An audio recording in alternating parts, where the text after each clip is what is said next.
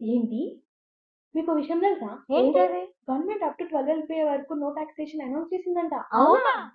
అయితే shopping, trip, vacation ఆపు, future కోసం వైస్‌గా ఇన్వెస్ట్ చేద్దాం. ఎలా?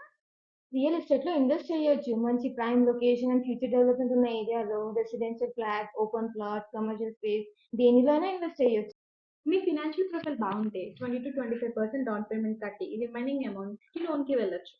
ఇలా చేస్తే 30-40% నో టాక్సేషన్ అమౌంట్‌ని ప్రాపర్‌గా యుటిలైజ్ చేసుకోవచ్చు. And also under section 24B you can claim the deduction amount of 2 lakhs per annum to the interest paid to the home loan. ఇలా చేయడం వల్ల బెనిఫిట్ ఏంటి?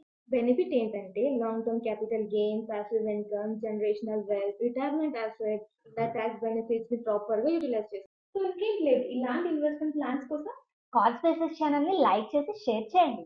మోర్ ఇన్ఫర్మేటివ్ వీడియోస్ కోసం కార్డ్ స్పెసిస్ ఛానల్ సబ్స్క్రైబ్ చేయండి.